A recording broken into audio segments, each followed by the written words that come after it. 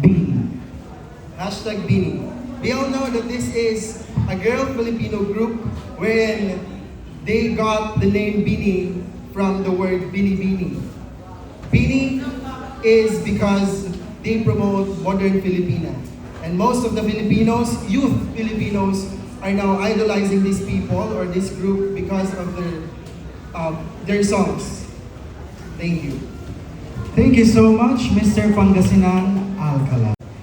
Your hashtag political. Hashtag no to jeepney phase out. I'm agree for that. Dahil nakikita ko ang mga jeepney driver na napapakahirap, na magsakripisyo, na maghirap, mapagod, at magbigay ng oras sa kanilang pamamasada dahil para lamang may pangtustos sila sa kanilang bawat pamilya, at nakakatulong din ito sa mga tao at lalo na po sa mga estudyante dahil sa mga taong walang mga sapat na sasakyan, lalo na mga estudyante, ay nakakatulong ang jeepney upang makarating sila sa kanilang pupunta. That is our candidate number 2, Mr. Urdaneta Sinag, ang Batang Quiapo.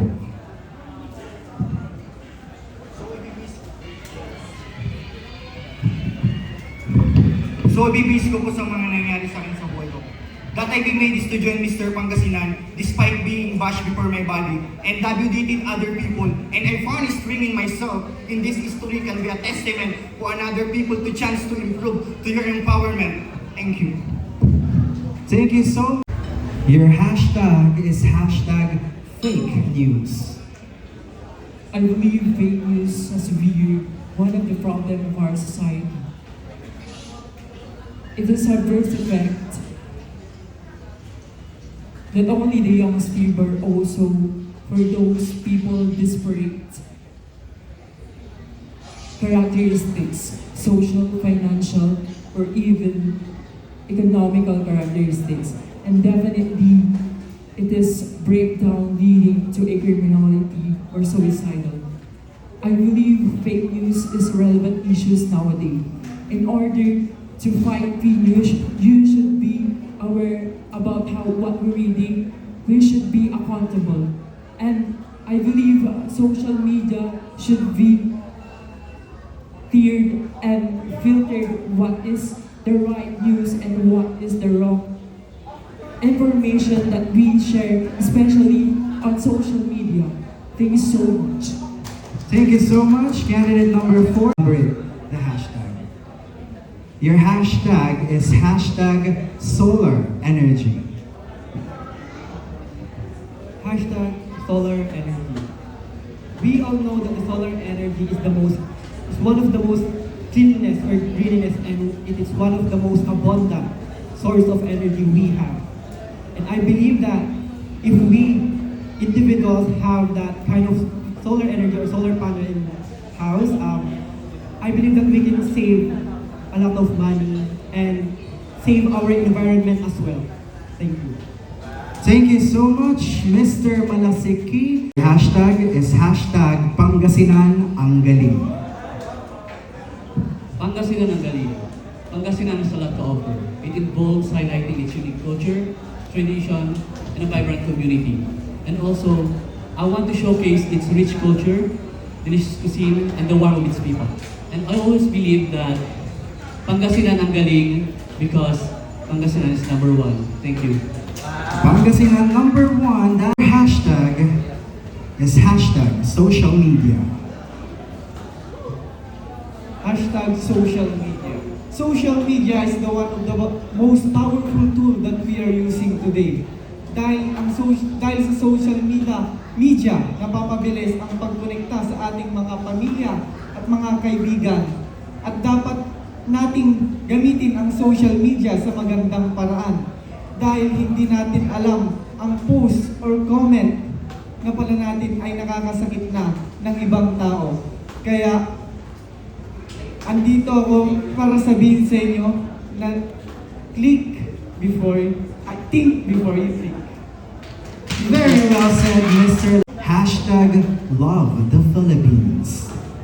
Hashtag love the Philippines. Philippines consists of 7,107 islands. However, even though that we are divided with the islands, we are being unified by our language. Our language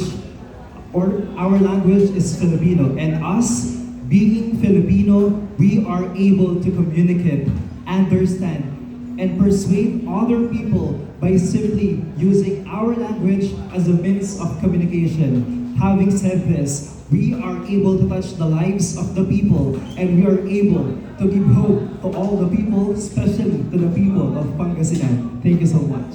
Mic drop.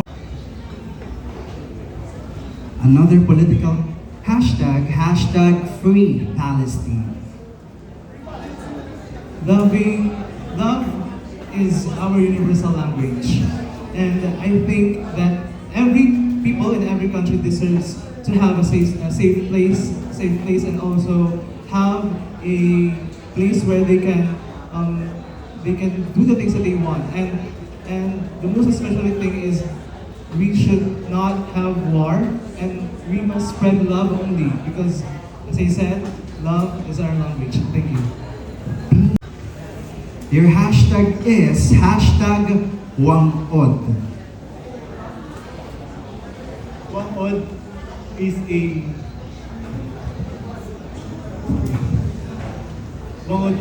cultural icon in the Philippines. She is a traditional artist known for her expertise in the art of batok and hand-tuck tattooing. She represents resilience and preservation of indigenous Filipino culture. Being a female artist in a male-dominated field, she symbolizes strength, resilience, and the empowerment of women. She has broken barriers and shattered stereotypes and inspired many, especially women, in the process. That's all. Thank you. Hashtag is hashtag No Poverty. We all know that poverty is the hottest issue in our country. We prevent poverty if the government set a program for those opportunities people. And to prevent poverty, we must to set a program like the livelihood that nakapag-promote ng ating kultura o ano-ano man. Maraming salamat. Ilang ba? Record laban. Your hashtag is hashtag climate change. Didiretsuhin ko na po. Bakit nga ba nagkakaroon ng climate change? Dahil lang din po sa ating mga tao.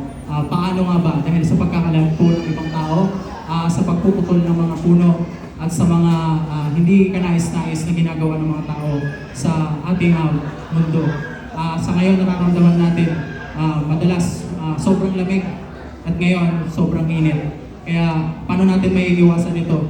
Huwag tayong magputol ng puno. Huwag tayong magtapon ng basura kung saan-saan. Kaya madalas ang pagbaha sa bawat lugar sa Pilipinas. Yun lang po.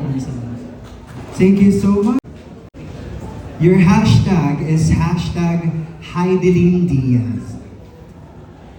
Thank you. Heidelin Diaz is a person that si Heidelin Diaz ay isang babae na magpapatunay na kahit ikaw ay isang babae, hindi ito malilimitahan na kahit kung kaya ng lalaki, kaya din ng babae. Kaya don't judge a book by its cover. Thank you. Everyone is entitled to its own opinion. So maybe our freedom of expressions must be on the press. Especially kapag alam natin na tama yung ginagawa natin. Let us support each other. Let's support each other's press in circulating this freedom of expressions to everyone in our country. Thank you so much. Thank you so much. We must all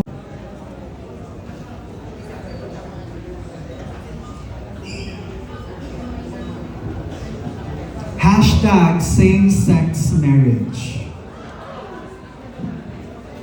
Okay, thank you for the hashtag.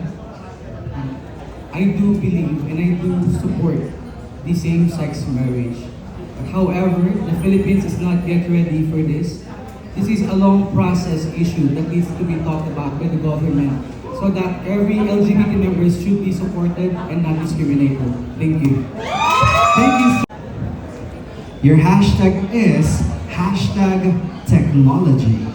So, hashtag technology. We are now living in a society where modern technology are very rampant. The thing that we need to do right now is we need to know how to use technology very wise. Because we are now living in a very sensitive world. So we need to provide care, love, and peace using technology. We must maximize the using of technology because at the end of the day, we are living in one world where everything is about peace, love, and always uplifting each other's life. Thank you.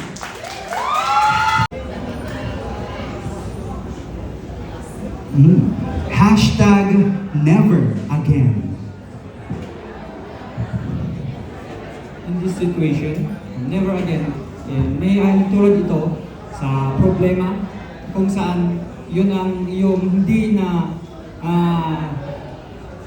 nagampanan na kung saan never again ito yung parang magiging lesson mo sa failure mo. So you must makakapulot ka ng aral sa failure na naging nalagpasan mo. Kaya yun ang naging way para masabi mo na never again, para next time alam mo na ang gagawin sa susunod.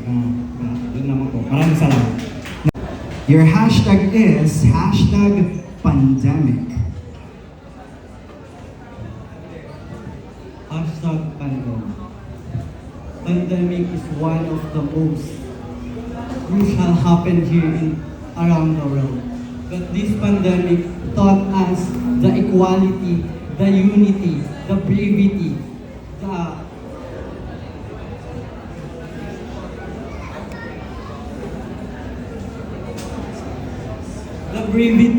the love. That's all. Thank you. Disgusting.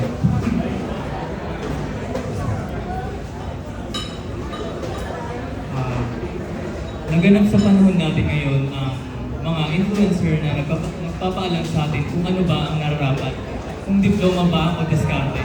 Para sa akin, mas kailangan natin ng diploma dahil isa itong karangalan or pwede natin masabing achievement.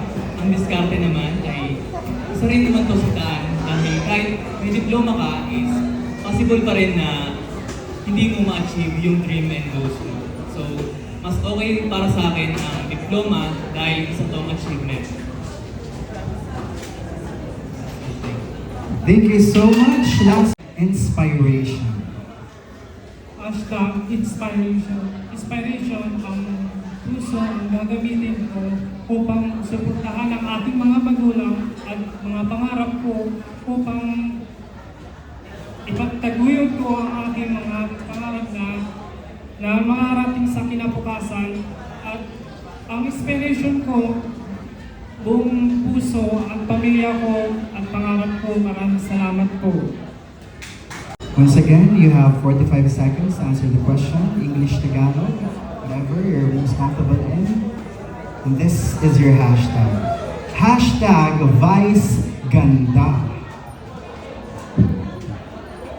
Si Vice Ganda po ay isa po siya sa kilalang artista sa ating bansa. At isa po siya sa mga maraming natutulungan sa atin ngayon. At isa po siya sa best influencer na Philippine cinema. Yun lamang po. Salamat. Saving the best